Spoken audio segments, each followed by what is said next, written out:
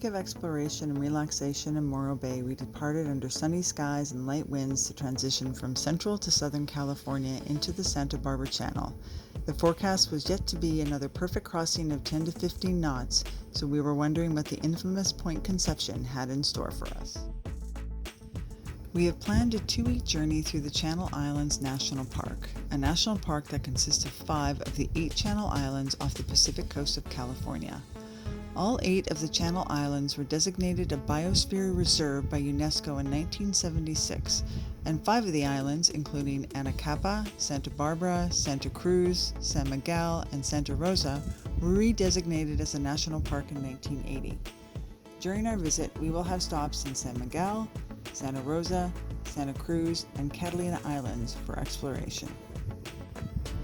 The passage from Morro Bay to the first Channel Island, San Miguel, is approximately 90 nautical miles, and we plan a departure time to pass Point Conception at midnight. It is recommended to make the southbound passage into the Santa Barbara Channel at night, as the winds and swell are typically stable through the entrance of the channel. We knew the winds would start light based on the forecast, so we let the crew relax for a bit before the winds picked up around Point Conception. Lots of herring on the surface here, and we're expecting a whale at any moment, aren't we, Sam? Sam and I are. We haven't seen him yet. It is 6:30 on Tuesday. We have done overnight sail from Morro Bay to San Miguel Island. We're almost there. It's been an entertaining night. Maybe Captain Nash can give us an update on the activities that we were doing last night. I don't know if entertaining is quite the same word I would use, but we had as usual, we had winds that were double what was forecast for most of the night. So we started off motoring, and then we ended up with winds between 15 and 20 knots, gusting over 20, probably 1 meter seas, but mixed and thrashing us about a bit, the old washing machine maneuver. Throw in probably 4 hours of really thick fog in the mix, and that's kind of the weather. And then, just as if that wasn't enough to make it interesting, as we were entering and about to cross over the shipping lanes here in Santa Barbara Channel, our multifunction device went out, which is our Raymarine Axiom that not only has our charts on it, also controls our AIS, and also our radar, which was kind of would have been nice to have since it was pitch black in the middle of the channel. But we went to our fallback plan and managed to navigate over here to San Miguel, and then also reboot the Raymarine. So we've got at least a chart for right now. We're not playing around with anything else until we get anchored and can see what's going on. So it's been an interesting, tiring evening of sailing, and I'll be very glad to be at anchor. Well, at least the sunrise is pretty. We have about an hour and a half to go, and hopefully we'll drop the anchor, and then we're going to go to sleep. We tucked into the northwest corner of Collier Harbor in approximately 30 feet of water and set the hook to prepare for the winds forecasted. A northwesterly small craft morning meant we should expect up to 35 knots of wind, so we let out some additional rode to ensure that Gargoyle would be able to ride out the winds overnight. So we're here on San Miguel Island. We got in yesterday morning, and we thought we'd go ashore, but as you can hear and see, the winds haven't really subsided. They've been blowing like 25 to 35 knots since yesterday afternoon. They were kind of quiet this morning. We had a couple boats with us, but they left, so we're the only people here. And we're hoping tomorrow the winds calm down a little bit so we can drop the dinghy, blow up the dinghy, and go over and check out the island. But as you can see right now, we have some nasty winds, and you can see Gargoyle's doing her etch-a-sketch as per normal. Supposedly the small craft warning dies down around 8 o'clock tonight, so maybe we'll get some sleep tonight. We're on St. Miguel Island. That's Prince Island in front of us. Yes. There's Gargoyle on the hook. There's the 4 palm trees for the movie Mutiny on the Bounty. We're gonna go for a walk. There's some elephant seals just down here, so we've stayed far away from them as they're just relaxing on the beach. And there's a lone stranger walking to us. Hopefully this isn't like Survivor and we have to, you know, defend ourselves because he's a murderer. But we're gonna find out. They have murderers on Survivor? Yeah, man. You get voted off the island. Okay, here we go. San Miguel Island is the 6th largest of the 8 channel islands at 9,300 acres. This westernmost channel island receives northwesterly winds and severe weather from the open ocean, hence our relaxing night at anchor. The cold and nutrient-rich waters surrounding the island is home to a diverse array of sea life that is not found on the southern islands, and it is known for its large seal and sea lion rookeries. It also has limited access not only to protect the wildlife, but due to the unexploded bombs and ammunition from an abandoned air gunnery range. The island also hosts scientists who study pinnipeds and manage the island fox breeding program, as well as volunteer interpretive rangers who fill in for regular rangers. Our mystery beach walker was one of these island's volunteers. With the exception of the trail leading from Collier Harbor Beach to the campground and ranger station, hiking is restricted to ranger-led outings.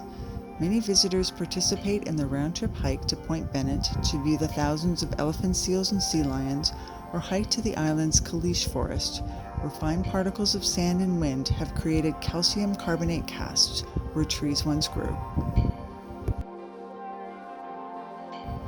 We completed the hike to the top of San Miguel Hill to see the memorial for Juan Rodriguez Cabrillo, the first European explorer to land on San Miguel in 1542. He commanded 3 Spanish ships that spent several weeks on the island while exploring the Santa Barbara Channel and the California coast. Cabrillo died on the island, and it is thought by many to have been buried here. Following our tour of San Miguel, we set off to Santa Rosa, approximately 20 nautical miles east, for our next stop. Santa Rosa is known as the Cowboy Island due to its unique history. In the 19th century, it was home to a very successful sheep ranch, and in the 20th century was converted to a cattle ranch.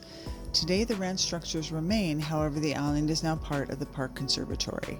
This is due to a battle between the National Park Conservatory and the owners of the island. Finally, in 1996, a settlement agreement was finalized, which included the end of all hunting and ranching operations. Landing permits are required to visit the island and are available through the Channel Islands National Park offices. With the winds continuing from the north, we decided to tuck into Beecher's Bay for the night. This is the largest and most protected anchorage on the island. We opted for the northwest anchorage due to the winds and tucked in as far as possible without getting tangled within the large kelp beds along the shore. Good morning. This morning we are anchored off the second of the 2 more remote of the Channel Islands. This is Santa Rosa, about 17 nautical miles to the southeast of San Miguel. Big open bight here that we anchored in. You can see we have a NOAA vessel doing some research survey work. I don't see their little guys, but they launch, I believe it's 4, probably 25-foot hard bottom survey boats every day, and they go scurrying about. Makes it kind of fun to watch. But anyway, as you can see, fairly open bight, but as the winds come out of the northwest, fairly protected. Wouldn't say it's a great anchorage relative to San Miguel in that shore access is relatively challenging, fairly shallow. You can see that we're very far offshore, but we're sitting in 20 feet of water. Big kelp fields, very grassy bottom. So Functional anchorage would be how I would rate this one, but nothing that I would make a special trip for. There is a cattle ranch, or was a cattle ranch here on the island, and then we have a large pier which we've been speculating about its use. If you are coming in at night, it does have 3 red lights on the end of it, so it'd be very easy to line up and then anchor about 1/3 of the mile off the pier to the north in about 20 feet of water. So generally a usable bite. Definitely unusable in a Santa Ana or anything coming out of the southeast, though. For winds, as you can see, that's the mainland over there, so it's wide open. And then our next stop as we go down the islands here, we're going to go down to Santa Cruz today and anchor in either Prisoners or Little Scorpion Anchorage. So more to come. Who knows? Here, just off of Santa Cruz Island. We got about 5 knots, 3 to 5 knots of wind. So we're just coasting along, enjoying the sunshine and the spectacular coastline of this island. Really, really pretty. Santa Rosa's in the background, and then San Miguel is way down there. Just a really, really beautiful day, light wind day. As we sat back, the ocean came alive on the port side, with dolphins jumping as well as sea lions and whales. We knew something exciting was coming with the approach of whaleboats, so we waited to see what would happen. And then they arrived.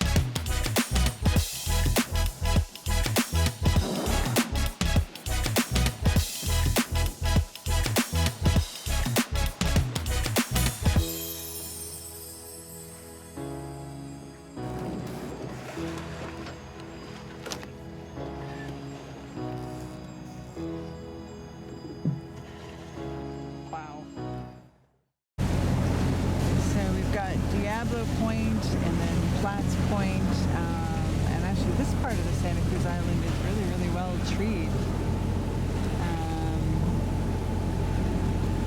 What is this harbor again? Pelican. This is Pelican Bay, which I saw it was in the region famous. yeah, supposedly is a Hollywood haunt, and looks like it's fairly busy. So we're going to leave those guys alone. We're going to shoot down to where this sailboat is down here. That's Prisoners. We're going to anchor tonight. And then if you look kind of down into the far corner where that mountain is, that's Chinese Harbor, where you can hide if there's southeasterlies. But all of the wind for the next 3 or 4 days coming from the northwest. And it's going to be light for the next 3 or 4 days, so we're gonna tuck into Prisoners and do some exploring.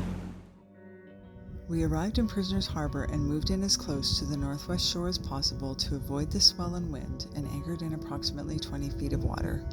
There is daily boat traffic with ferries arriving to the island, so ensure you leave ample space between your anchorage point and the pier.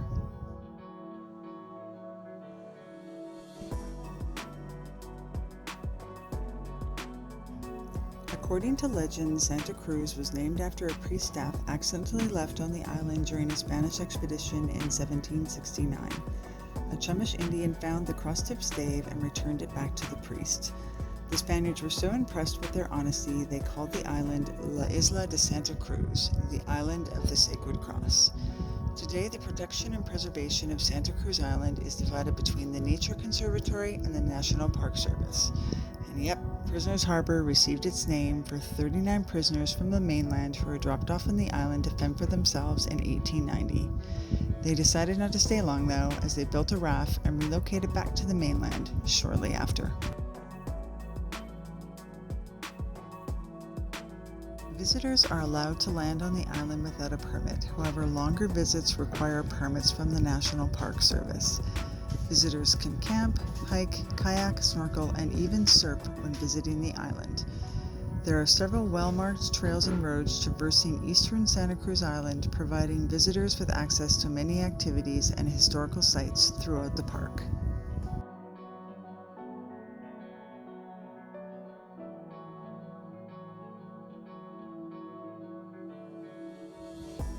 The island has a colorful history with the First Nations, Spanish, and finally the Clare family in the 1900s who left a permanent mark on the island. Today, some of the original buildings from the 10 cattle and sheep ranches built by the family remain, as well as the infrastructure built throughout the island for the people who lived and worked here. A small chapel and this storage building are examples of the history which remains on the island. While cattle and sheep were the main focus, a vineyard and olive grove were also planted to help diversify this island.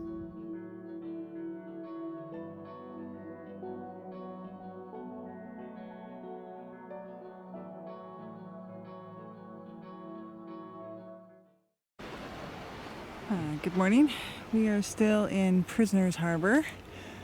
Our friends from NOAA Fairweather are just off here on our starboard side. We have spent 2 nights here, went ashore for a little hike. Most of the hikes are really, really long, and Kevin's not a hiker. Oh, look, Cruz out again. Went over to visit Denise, a fellow Beneteau over there. Had a cocktail with them last night. This anchorage is really rolly. A lot of swells are coming in, so we're finding it not overly comfortable until about 2 or 3. And we're kind of trying to figure out if it's because the shipping lane is literally about 10 nautical miles or 5 nautical miles that way.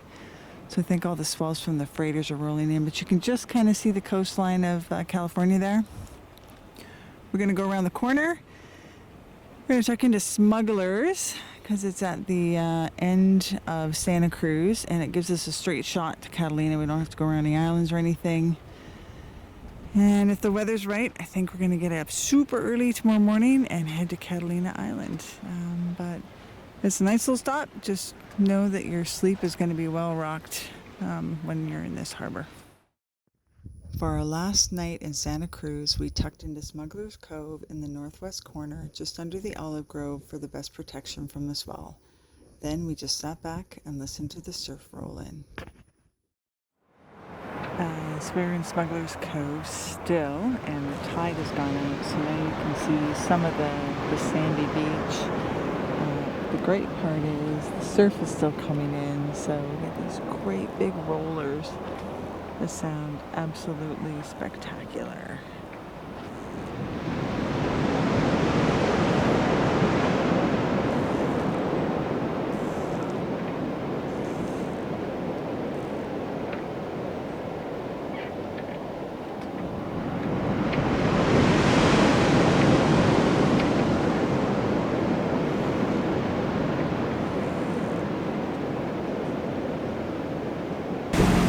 It is 6:30.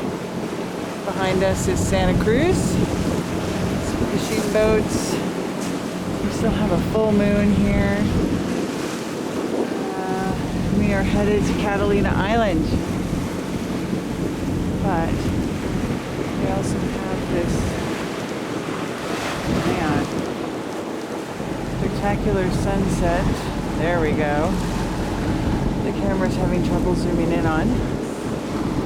Yeah, beautiful sunrise this morning as we're leaving Santa Cruz Island. This is Anacapa Island right here on our starboard. You can kind of see the coastline of California. Los Angeles down there. We're about 45 minutes outside of Santa Cruz. No wind, but it's supposed to pick up as we go. We've got some fishing friends back here, and pretty sure the moon's going to say goodnight any minute now. Santa Cruz and Smugglers behind us. Got a 8-hour, 10-hour sail to get to Catalina, so this should put us in around 4 o'clock in the afternoon.